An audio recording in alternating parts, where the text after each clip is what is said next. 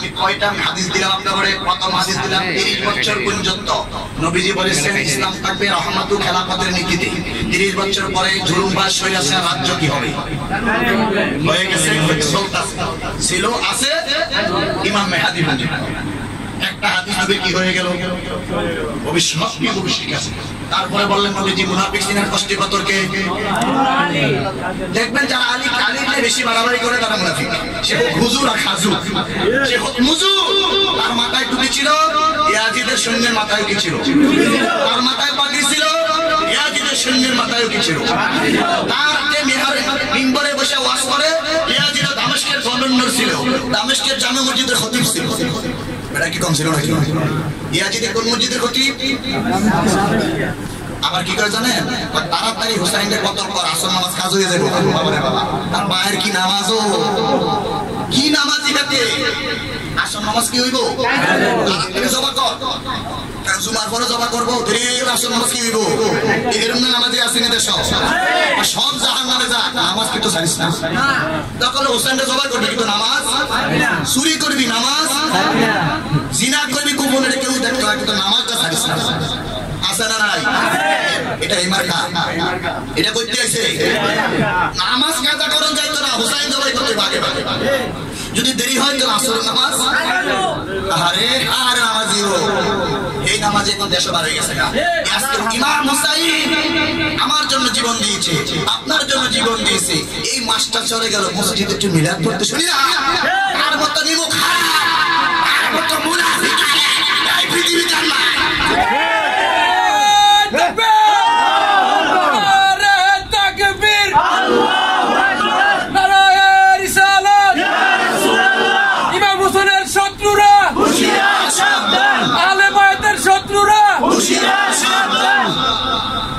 তোর এই আলেমগিরি ডাস্টবিনে ফালানো দরকার। তোর যেই আলেমে হুসাইন চিনাই করে না, এই আলেমগিরি দরকার। কোন আলেমের দরকার? আলেম কম, হুসাইন চিনতে হবে, আলী চিনতে হবে, আহলে বায়াত। তুমি কোন কোরআন পড়লা ভাই? কোন কোরআন পড়ছো তুমি? ইয়াজিদেরটা কোরআন শিখেছো, ইয়াজিদ বানাই গেছে না। আমার আপনারা প্রমাণ নিয়ে, আমি এখানে অনেক আলেম আছে বলতে পারবো না, ওরা পড়াশোনা করে নাই, ওরা সিলেবাস পড়ছে তো পড়ে না। ইমাম নাসাই, এটা আমি তো ওনারে জানাইছি এই আলেমকে। ইমাম নাসাই, যে নাসাই শরীফ দেখেছেন, সিয়াসিতার অন্যতম গ্রন্থ, তিনাকে হত্যা করছে কি আপনার কাছে বিচার রাখতাম আমার জানাই। আর কেন হত্যা করা হইল? উনি একটা কিতাব লিখেছিল খাসাইসে আলী, কিতাবের নাম কি? খাসাইসে আলী। কেন এই কিতাব লেখা হইল আলীর নামে? ওনাকে কতল করা হয়েছে। যারা কতল করছে তারা কে? মসজিদের ইমাম সাহেব। কি আশ্চর্য, মসজিদের ইমাম সাহেব আমাদের মসজিদে দেখবেন শুক্রবার আইলে হাতে ওয়াজ করতে করতে প্রতি শুক্রবার আমার কথা খুতবা দেয় বলে। তা আমার তো সৌভাগ্য গ্রহ আছে, এই দুটি কথা প্রতি শুক্রবারে খুতবা দাইয়ে আল্লাহ রহমতে আমি উঠে গেছি। খুতবাতে আমার কথা কি? তো এটা কি সুখবর না দুঃখবর? আলহামদুলিল্লাহ কর। শুক্রবারে খতিব সাহেব আমার কথা কয় হচ্ছিল, তাহলে ভালো খবর না? বুঝা গেল খুতবাতে আমার নাম কি? একটা লোকে দাঁড়িয়ে করে হুজুর প্রতিদিন খুতবা কি নাম খায় রাখে, একজনও করে না দাঁড়িয়ে। হেরাজেরও মুসল্লিও কি? আল্লাহ আল্লাহ। প্রতি শুক্রবারে খুতবাতে আমার নাম কি? ইমাম সাহেবের ওয়াজ তাই একটা অধ্যায় থাকে 7টা, এটা বিরুদ্ধ করতে হইব ফিরলিদের। এটা 7টা খুতবাতে থাওকা, এটা হুজুর বানাই দিতে, এটা হুজুর শরীফ। কি শরীফ? আমার গুরু এটা হুজুর শরীফ, এটা কিতাব শরীফ। কারণ সেও ইয়াজিদের দালাল। আর মুক্তি হুসাইন কেন বাড়ায় না? আমি নিজে নিজ কানে শুনছি, এখানে ওয়াজ হয়েছে, আমি এখানে ঘুমে, আমরা ওয়াজ করে আইসি কাপালা। সে বলতেছে মুহররম দামি ইমাম হুসাইনের লাগে না। এখানে মুহররম অনুষ্ঠান করছিল, এই বছর করে না। বলছে মুহররম দামি ইমাম হুসাইনের লাগে না। আপনি হুসাইন না, মুহররম দামি আগে থেকে। আমি যদি প্রমাণ করতে সাহস তো কারণ নাই। আরে আল্লাহ পূর্ব থেকে মুহররমে সম্মান করে এসেছে শুধু ইমাম হুসাইনের জন্য। কোরআনে আয়াত আছে আরবাআতুল হুরুম, আল্লাহ 7টি মাসকে সম্মানে রেখেছে। কয়টি মাস? আমি কিন্তু ওয়াজ করলে ওয়াজ আর বন্ধ হয় না, সমস্যা এটা সাইড থেকে যাই, কিন্তু আমার খালি গুতায় গে যায়। দুঃখ ইয়াজিদের উত্তরসূরি আমরা টিভিতে বাতনিয়ে দেই। কার উত্তরসূরি? যদি জিজ্ঞা ইয়াজিদ কেমন, আপনারা যে এত খারাপ জানেন এত না, তো তোর মারে বিয়া দিয়ে ইয়াজিদের কাছে না কিছু করার না। আমি এই বেলায় ঠিক থাকতে পারি না, এই জায়গাতে আমি ঠিক থাকতে, তিনারা শহীদ হয়ে গিয়েছে, আমরা কি করছি? তোর মারে বিয়া দে, তোর বাবা মা আর বেটা ইয়াজিদের মাল্লা তো ইয়াজিদের বাড়ি বিয়ে হয় না বেটা। তুই তো ইয়াজিদের ভালো মানুষ, বিয়ে হইছে না তো খ্রিস্টান, তুই তো পড়স না মূর্খ, তুই খালি পরীক্ষা দিয়ে পাশ করে আইছ। এই পরীক্ষা পাশের মধ্যে সব হাজ থাকে, কত আবে হাজ থাকে দীক্ষা। তুই বেতন পাঁচ বেটা 10,000, বউরে 5,000, তুই কিতাব কিনে করতে ফকিরনি করে, ফকিরনি আবার ওয়াজ করতে রে বাদশাহী করবে কে? মসজিদের খতিব হবে কে? যার বেতনের চাহিদা নাই, যার বেতনের চাহিদা নাই, তিনার পিছনে নামাজ পড়া সবচেয়ে উত্তম। আর আজকাল জমানার ইমাম সাহেব আমাদের কিনা আমার গোলাম, আমি তার বেতন দিই 100 করে 200 করে। গোলামের পিছনে বাচ্চা নামাজ হয়, আবার টানাটানি করেন কে আমার লইয়া? আরে এটা আমার গোলাম, আমি বেতন দিই না, আপনারা বেতন দেন না, তারা আপনার চাকর না, সে কি বাচ্চা? বাচ্চাটা আমরা দিব, গোলামের বিষয়ে বাচ্চা রাখাটা হবে না। আমরা করে বসে না হুজুর, আমরা চাকরি করি, দুঃখে কইতেছি যে ইয়াজিদকে কাফের কইতে রাজি না, মুহররমের সম্মান ইয়াজিদের জন্য রাজি না, তার পিছনে নামাজ হইব? কিন্তু আমরা পড়তেছি, আহারে আবার এরা আল্লাহর ওলি বানাই নিতেছি আমরা। এত বড় আলেম পৃথিবীতে আর কি মনে রাখেন, হয়ে গেলাম একদিন মনে থাকবে। তবে এমন এক সময় আসবে এগুলো সব বিরক্ত হয়ে যাবে, কিতাব পঞ্জিত নকল করে ফেলাইছে, খেয়াল থাকবে, সতর্ক থাকবে। আরে কোরআনে মাওলা আলীর নাম ছিল, সেটাও ক্যান্সেল করা হয়েছে। কোথায় আছে বললাম নেই? يا أيها الرسول بلغ ما أنزل إليك من ربك أن عليك مولى المؤمنين وإن لم تفعل فما بلغت رسالته والله يعصمك من الناس। প্রশ্ন করেন হযরত মাসউদ রাদিয়াল্লাহু আনহু, দুরে মনসুর খুলেন 3 খণ্ড খুলে দেখেন হাদিসটি স্পষ্ট লেখা আছে। না থাকলে আমার বলরা মিথ্যা বলছি, প্রমাণ করে দিন। কিন্তু এখন বাদ দেওয়া হয়েছে কেন? আলীর নাম কেন থাকতো কোরআনের ভিতরে? আবার এত কথা থাকলে উমাইয়া শাসকের নাম কি? উমাইয়া শাসনের মধ্যে একটা শাসক ছিল হাজ্জাজ বিন ইউসুফ, এটা বড় জালেম, এটা একটা বালাকাম করছে। আবার বালাকাম মানে মুসলমানদের বাইল দিছে, কোরআনের হরকত দিছে, জের জবর দিছে, আর সব হইছে খারাপ, সব কি যত নির্যাতন আহলে বায়াতকে ধ্বংস করার মিশন দিছে উমাইয়া। আর উমাইয়ার একটা রাষ্ট্র তো বয় দিয়ে গেছে যে সবাই নবীর দোষটায়। আর তুমি জানো না নবীর নীতি, ইমাম হুসাইনের নীতি? এই যে বয় দিয়ে গেল কারা, এই কারায় কারা শেষ পর্যন্ত কি করছে? শেষ করে যা জানলাম যে মাওলা আলী কথা শুনলে গাও সুলকানি উড়ে এই লাগে, এটা মুনাফিক। এটা কি কথা না নবীর কথা? কোথায় দেখাইছিলাম? ইংরেজিতে বাবের নাম কি? হুজুরা বাবটা লিখে রাখবেন, বাবে মানাকিবে আলী ইবনে আবি তালেব। এই বাবটা দেখবেন অসংখ্য হাদিস আছে এখানে। এখানে নবী ওনাকে বদদুয়া দিয়েছে, হাদিসও আছে। কিন্তু দুঃখে আপনারা যত বাড়বেন আমরাও তত বাড়বো, মনে রাখবেন। আমি হুজুর করে কইতেছি যে হুজুরা ফেসবুকে বাড়াবাড়ি করতেছে, আপনারা যত বাড়বেন প্রমাণ করতে চাইবেন, আমরাও প্রমাণ করব। এবার কি করবেন? করে কোনো ভাই বাঁচাইতে পারবেন না প্রিয়জন, আপনার প্রিয়জনের একটু হইলেও কি আছে? والسابقون أولون من المهاجرين والأنصار। কারা প্রথম নম্বরে সাহাবী? السابقون الأولون من المهاجرين, যারা ইসলামের প্রথম যুগে বিনা দ্বিধায় কোনো প্রশ্ন নাই নবীর উপরে পড়ছে লা ইলাহা ইল্লাল্লাহ মুহাম্মাদুর রাসূলুল্লাহ, তারা হচ্ছে 1 নম্বরের সাহাবী। কয় নম্বরে? সাহাবী দিয়ে আল্লাহ ভাগ করে দিল 1 নম্বর 2 নম্বর। আপনারা যে কইতাছেন ছোট বড় নাই, ভাগ করলো কে? আবার 10 জনকে সার্টিফিকেট দিল, আবার অনেকটা দেয় না, তো ভাগ করে দিছে না? কেউরে খলিফা বানাইছে, কেউরে কি ভাগ করে দিল না? এটা আমাদের আসলে হুজুগে বাঙালির হুনাইছি হুজুর করতে জীবনে গবেষণা নিজে করি না। কিন্তু কে কইছে? উস্তাদরা কইছে। কুমির একটা খাসলত, মুরব্বিরা কইছে, অনেক সুন্নিদের একটা খাসলত হয়ে গেছে, আমরা আকাবিররা কইছে। তোমার আকাবির জাতীয় কবিরা তুমি একটু খুললা তাও ইমানদারও কি হবে? যদি সত্যি অসুবিধা কি? আমি আবার কোন আকাবির অনুসরণ অন্ধভাবে করি না, এটা আমার কাছে আকাবির কইছে ঠিক আছে, এই আকাবির হাদিস নামা জানি না দিয়ে আমি আবার কেন দেখি ঠিক আছে, ঠিক থাকলে আকাবিরকে আমি সেলুট, ঠিক না থাকলে হ্যাঁ খারাপও পেতাম না, ভালো কাজ কিছু করছে। হ্যাঁ ভালো, কারণ সবাই যে সব দিক দিয়ে একরকম হবে এটা সম্ভব, আর সবাই সব দিক দিয়ে পারদর্শী হয়। আমি কোনো না কোনো দিক দিয়ে দুর্বল আছি। তাহলে আকাবির যদি আমার আহলে বায়াতের বিরুদ্ধে যায়, সে আমার আকাবির না, সেও হেন যত বলে হোক। কিন্তু আকাবিররা চাইছে সমঝোতা। কি চাইছে ওরা? মারামারি, ফিতনা ফাসাদ। আকাবিরকে সাইরে এখন এত মারামারি। যদি আকাবিরকে মানিয়ে থাকি, আকাবিররা কি কইছে দেখেন। আবু বকরকে প্রশ্ন করেন হযরত আলী নিয়ে, কি জবাব দিয়েছে? আবু বকর বলছেন, আমার জান কুরবান হোক মাওলা আলী কত হাদিস আছে। ওমর ধরলেন মাওলা আলীর হাতে হাত চুমা দিলেন, গাদির ঘুমিয়ে দিলেন, আলী হে আবু তালেব তুমি সুবাস করো। তাহলে হেরা কি দিলে? সমর্থন দিল।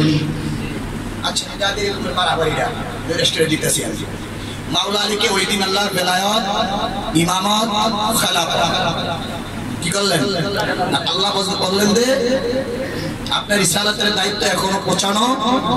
তখন আল্লাহ নবীজি কি করলেন? মাওলা আলীর হাত ধরে বললেন, মান কুনতু মাওলাহু ফা আলিয়্যুম মাওলা, আমি যার নেতা আলীও তার। আপনারা তো কইছেন না আবু বকরের বাদ দিতেন, ওসমানকে বাদ দিতেন, ওমরকে গালিগালাজ কথা কইছে। বলছে আমি কে যে মানো নেতা তারও সবাই কয়। ওই দিন তো ওমর, ওসমান, আবু বকর সবাই মিলে সমর্থন দিয়েছে। তার ঝামেলাটা কোথায়? সমর্থন দিয়েছিলেন তো হয়ে গেছে। আর এই খলিফা ইজমা হয়েছে, ওই সাহাবীদের ভিতরে কি হয়েছে? ইজমা হয় আবু বকর বৃদ্ধ হিসাবে, নবীর প্রিয় হিসাবে ওনার থেকে শুরু করে সিস্টেম এটা কি আনা। বিষয়টা একটা বিষয় হলো গাদির হুম যে জায়গাটা, এটা তো ভুলার কথা না। ওই দিনে আমরা বেলায়েতের সম্রাটের খবর পেয়েছি। ওই দিনে আমরা বেলায়েতের সন্ধান, বেলায়েতের মালিক পেয়েছি নির্ধারিত ভাবে। কিভাবে? এখন আমি বেলায়েতের মালিক পেয়েছি কোন দিন? গাদির হুম থেকে স্পষ্ট নবী ঘোষণা করলেন উনি বেলায়েতের বাদশা। তাহলে আমার যদি খুশি হওয়ার কথা না, বেজার হওয়ার কথা। এখন খুশিটা কিভাবে করবে? এমন ভাবে করার দরকার নাই যেভাবে করলে উম্মত ফিতনার মধ্যে কি হবে, ঝামেলায় পড়ে যাবে। আপনি আপনার মাঝে করেন, পরের জন্য ওই দিনকে অনুসরণ করেন, ওই দিনকে অনুসরণ করে আপনি মাহফিল করেন। ওই দিনের হাদিস আর কোরআনটা মানুষের কানে কি করে দেন? বুঝা যায়? আর আপনি যদি নাম দিয়ে লাগে ঈদে গাদিরে ঘুরতেন, আরেক ফেস ঈদে দিলে ফেস কিন্তু আবার ফেস না, যে বুঝে তার লিগে কি নাই। তার কারণ ওই দিনে আয়াত নাযিল হয়েছে, আলিয়াউমা আকমালতু লাকুম দীনাকুম ওয়া আতমামতু আলাইকুম নি'মাতি ওয়া রাদিতু লাকুমুল ইসলাম দীনা। বুঝলেন? দেন এই আয়াত পড়ার পরে যখন বলছে মান কুনতু মাওলাহু ফা আলাইকুম মাওলা, তখন এই আয়াত নাযিল হয় যে আজ আপনার ধর্ম কি করা হলো। এইবার আপনার রাসালাত বন্ধ হবে না। মাওলা আলীর মাধ্যমে যুগে যুগে আল্লাহর ওলিরা আপনার গুণগান, আহলে বায়তের গুণগান করতেছে, করতে থাকবে। এইবার আপনি কি করে বিদায় নিতে পারে? পরে এই নবী বিদায় নেন। নবীজি রিসালাত দিয়ে গেলেন কাদের দায়িত্বে? মাওলা আলী। ওই দিন আবার এই হাদিসটাও বলছে আমি থাকবো না, তোমাদের কাছে রেখে গেলাম কিতাবুল্লাহ ওয়া ইত্রাতি আহলে বাইত, আমার আল্লাহর কিতাব আর আহলে বায়াত। শুধু এক জায়গায় আছে কিতাবুল্লাহ ওয়া সুন্নাতি, এটা নিয়েও আমার জানা আছে। আমার না, অনেক ক্ষেত্রে সুন্নাতি মানে কি? আমি যদি বলি সুন্নাতি ও আহলে বায়াত, একজনে খণ্ডন করতে পারবেন না, তর্ক বসতে পারবেন না। ও সুন্নাহ, সুন্নাহও কি? কারণ আহলে বায়াত থেকে কোন হাদিস বোঝার ক্ষমতা কারো নাই। আল্লাহুস সামাদ, এটার ব্যাখ্যা কেউ জানছে না সঠিকভাবে। বসরার লোকের একটা চিঠি লিখলেন ইমাম হুসাইনের কাছে যে আমরা আল্লাহুস সামাদের ব্যাখ্যা সঠিক মতো বুঝি না। তখন ইমাম হুসাইন বলছেন এই আয়াত আমাদের সামনে নাযিল হয়েছে, সুবহানাল্লাহ, এই সূরা ইখলাস আমাদের সামনে নাযিল হয়েছে। তাই আমি চ্যালেঞ্জ কেন করলাম? হেডেন চ্যালেঞ্জ করলাম, আমার কি আছে? আমি চ্যালেঞ্জ করব আহলে বায়াত ছাড়া আমার গতি নাই। সুন্নাহ বলে হাদিসকে, সুন্নাহ বলে কি? নবীর সময় কি এরকম হাদিসের কিতাব ছিল না? এই সুন্নাহ ছিল না। তো কোন সুন্নাহর কথা নবী বলল যে আমি চলে যাব, তোমাদের কাছে রেখে গেলাম কিতাবুল্লাহ ওয়া ইত্রাতি আহলে বাইতি বা সুন্নাহ, এরকম বলে দিল। কোন সুন্নাহর কথা বলবো? সুন্নাহ তো কত হয়, আবার সুন্নাহ অর্থ হয় অনুসরণ হয়, এটা আমি জানি না। আমি জানি সুন্নাহ তো পথ। সুন্নাহ অর্থ কি? তো নবীজি কি করলেন? আরেকটা প্রশ্ন জবাব ভেঙে দিলেন। বিরাট ঝামেলা বর্তমানে ফেসবুক দেখতেছি গাদিরে খুন নিয়া বিশাল এক হুজুর কোন একদিকে গন্ডগোল। শিয়াদের মত হলো গাদিরে খুনে মাওলা আলীকে নবী সব দিয়া দিয়েছে, কেন আর তিন সাহাবী মিল্লা কেউ আর কি নাই। এটা বড় সমস্যা শিয়াদের। এই জায়গায় পার্থক্য রাখতে হবে। তখন আপনি শিয়া সুন্নি কি এই জায়গায় বড় সমস্যা যে কাদিরে খুমে যা আছে সব নবীজি কারে দিয়ে দিছে মাওলারিকে কিছু আর বাদ এটা সিয়াতের কাদের আকীদা আহলে সুন্নাত ওয়াল জামাতের আকীদা হলো কাদিরে খুমে নবীজি মাওলা আলীকে বেলায়েতের বাদশা বানাইছিলেন ইমামত বানাইছিলেন বেলায়েত ইমামত খেলাফত এক লগে তিনটা নবী দান করেছিলেন কয়টা বেলায়েত ইমামত খেলাফত কয়টা দান করলো তিনটা তখন কাদিরে খুমে কোন আয়াত নাযিল হয়েছিল জানেন আপনারা জানেন না কেন কাদিরে খুমে যে আয়াত নাযিল হয়েছিল আমি কোট করছিলাম আয়াতটা একটু জানাই দিতেছি না জানালে আবার আজীবন এটা থাকবে সন্দর্ভে এই যে আয়াত হলো সূরা আল মাইদা আয়াত নাম্বার না কোরআনের আয়াত সূরা মাইদা আয়াত নাম্বার 67 ইয়া আইয়ুহার রাসূল আয়াত নাযিল হয়েছে কোথায় নবী যখন মক্কা হজ করে 18 জিলহজ গাদির খুম গাদির মানে পুষ্কুনি পার কিসের পার একটা পুষ্কুনির পারে চৌরাস্তার মুখে এই জায়গায় নবীজি সবাইকে বললেন যে চলে গেছে সবাই ইস্তিগফার করো সবাই যেখানে ডাকো গুরুত্বপূর্ণ ইলহাম আছে গুরুত্বপূর্ণ কি আছে ইলহাম আছে ইলহাম কি ছিল ইয়া আইয়ুহার রাসূল বাল্লিগ মা উনজিলা ইলাইকা মির রাব্বিকা ওয়া ইল্লাম তাফআল ফামা বাল্লাগতা রিসালাতা ওয়াল্লাহু ইয়াসিমুকা মিনান নাস সুবহানাল্লাহ ইন্নাল্লাহ লা ইয়াহদিল কওমাল কাফিরিন আল্লাহ বলে আইয়ুহার রাসূল হে রাসূল বাল্লিগ মা উনজিলা ইলাইকা মির রাব্বিকা আমি আপনার কাছে যা নাযিল করেছি আপনি তা সঠিক মতন পৌঁছাননি আল্লাহ কি করলে পৌঁছানো হবে এখন বললেন ইল্লাম তাফআল ফামা বাল্লাগতা রিসালাতা আপনি আপনার রিসালাতের দায়িত্ব এখনো পর্যন্ত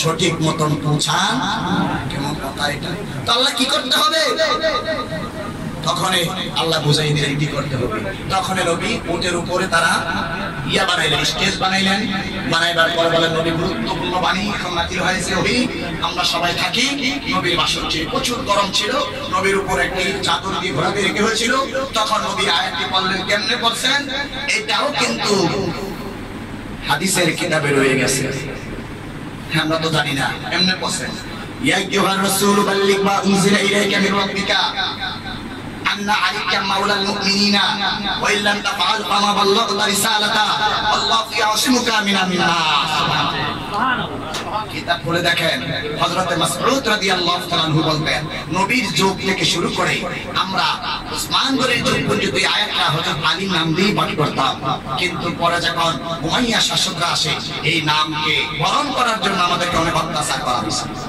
হাদিস পাবেন কোথায় এটাও দিয়ে দিতেছি আমি একটু সময় লাগবে আলী দিতে গেলাম এটা দিয়ে আমি শেষ করে দিতেছি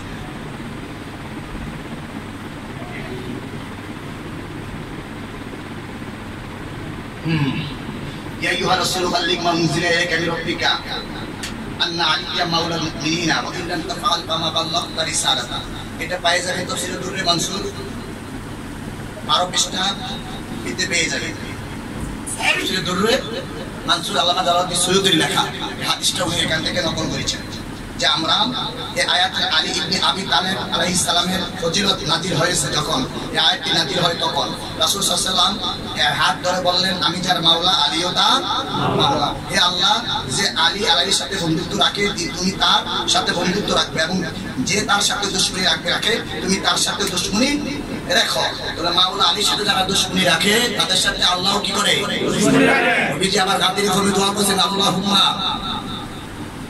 এমনি ভাবে দোয়া করছিলেন মূল কথা আল্লাহ যে আলীর সাথে শত্রুবি রাখে তুমি তার সাথে কি করো যে আলীর সাথে বন্ধুত্ব রাখে তুমি তার সাথে বন্ধুত্ব রাখো আচ্ছা এখন পেশটা হইল কোন জায়গায় হযরত আলী রাদিয়াল্লাহু আনহুকে আল্লাহর প্রিয় নবীর একটা বিষয় আছে আপনারা জানেন কিনা আমি জানি না মিরাজের রজনীতে আল্লাহ নবীজিকে একটা খেরকা দিয়েছিলেন কি দিয়েছিলেন খেরকা তো দেওয়ার পরে আল্লাহ নবীজিকে বললেন হাবিব এটা আপনি কাকে দিবেন কাকে দিবেন নবীজি বললেন যে আপনার মনোমত আমি প্রশ্ন শিখিয়ে দিছি এই প্রশ্নটার জবাব যে দিতে পারবে তিনি খেরকার মালিক হয়ে যাবে নবীজি আসলেন আবু বকর ডাকলেন আবু বকর এই খেরকাটা যদি তোমাকে দেওয়া হয় তুমি কি করবে ইসলামের জন্য হুজুর আমি সারা রাজ্যকে আপনার ইসলামের ছায়া নিচে নিয়ে আসবে।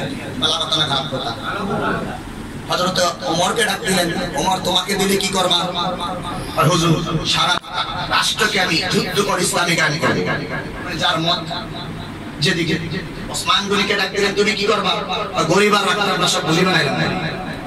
এটার দৃষ্টিকোণ কি আছে? হযরত মাওলা আলীকে ডাক দিলেন, আলী তোমাকে দিলে কি করবা? আমাকে দিলে আমি আল্লাহর গোপনীয়তা রক্ষা করব,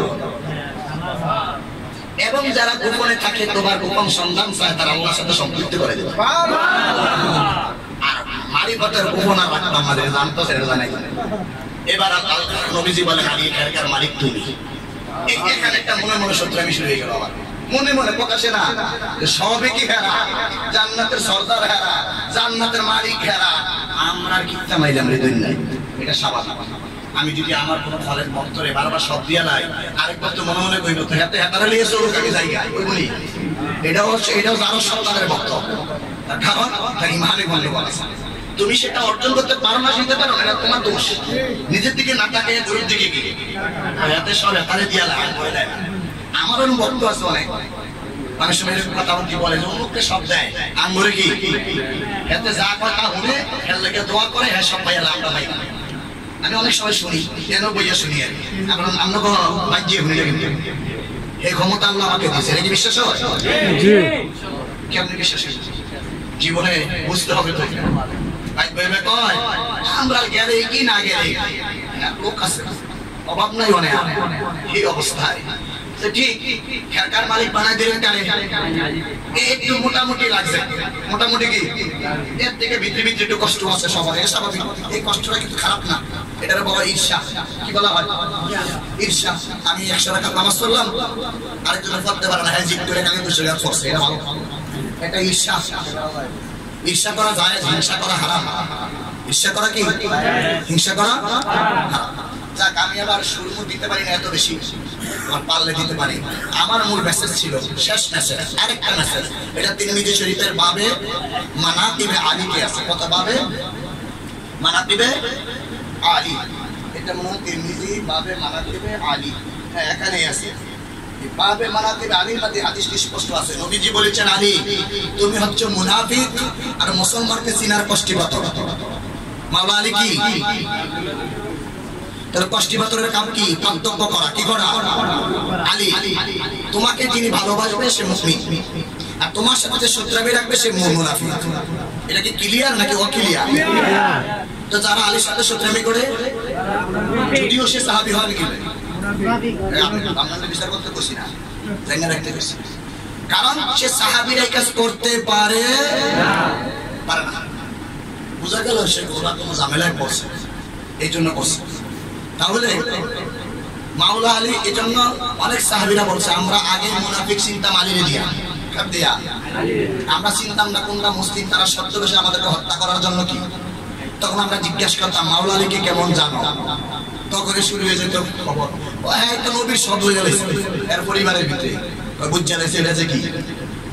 এখনো কিছু মানুষ আছে, এটা হলে গায়ে আগুন জ্বলে, মাওলা আলীর কথা শুনলে কি আগুন জ্বলে। আর আমি চ্যালেঞ্জ করে বলতে পারি, যদি কারো হিম্মত থাকে, ক্ষমতা থাকে, আমার এগুলা রদ করবেন। কি করবেন? রদ বুঝে আমার এগুলাকে খণ্ডন করবেন, আমার এগুলাকে মিথ্যা পরিবর্তন করবেন। তাকে এই জায়গায় আমি নিম্ন 50,000 টাকা দেবো, একজন থাকলে দাঁড়াইবেন, পারবেন না। আলেম না, আলেমের বাবা হতো। আমি আমি যদি এখন দলিল দেওয়া শুরু করি, আমার 24 ঘন্টা রাত দিন যেন দলিল কি হবে না, আছে। এরপর আমার কিছু যখন মনোতাপ করে সব বন্ধ করবো, এটা হয়ে যাবে। আপনারা তো পৈরাও রাখতে না মনে, পৈরাও কি? আমার একটা শিষ্য আছে, এমনি শিষ্য কিন্তু এমনি পীর ভাই। এদিন আমি ওয়াজ করতে গেছি দরবারে, তো তিনি ওয়াজ করছে 1 ঘন্টা। পরে আমার আলোচনা দিচ্ছে, আমি ওয়াজ করছি, আমার শরীরটা ভালো না, আমি বেশি কথা বলবো না, কিন্তু কথা যে দর্শি 3 ঘন্টা কিন্তু গেছে, আমি বুঝতাম না কয় ঘন্টা।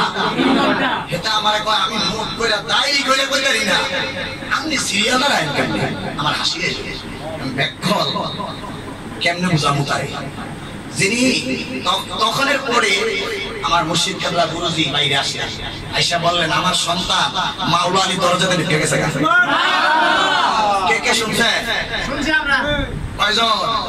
না না আমরা শোনান নাই গল্প তারা আমার লগে গেছে ওই দিন ওই যে বিল্লাল হুজুর মুসলিম এই লোকটাই লিনামালকে দিন গেছে কি কইছে যে আমার সন্তান মাওলা আলী দরজাতে প্রবেশ করে ফেলেছে আর বার করা সম্ভব না ওনার কিতাব আর পড়তে হবে না উনি যা বলবো কইলে তাকে মিলে গেছে এটি সত্যি পড়া সম্ভব তো গুলা কিন্তু আর হুজুরা দেই কইরাও গিরাও করে না আমরা হুজুরের খুব ওয়াজ করা শব্দ মনে রাখতে হয় কণ্ঠ ভালো আমার কণ্ঠ কি আমার কই কেমনে সম্ভব আমি যখন শরীরটা ভালো লাগে না শুরু করলে যে 6 ঘন্টা যা খালি দিতেই থাকে দলিল আর আইয়ে দেখি আমি আরে আমি তো কইতাম এটা তো মাইক্রোফোন কে জানি কয় ইন্টারগারি ভালো কার কাছে দ্বারস্থ হইল আহলে বায়াতে কাছে কোরআন বুঝতে হলে কার কাছে যেতে হবে আল্লাহ যেন আমাদেরকে আহলে বায়াতের প্রেম ভালোবাসা জীবনের সবচেয়ে বেশি দেয় সেজন্য তৌফিক দান করে সবাই বলি আমিন যদি কারো প্রশ্ন থাকে আবারও খাওয়ার পরে কানে বসবেন আমার লগে সারা রাত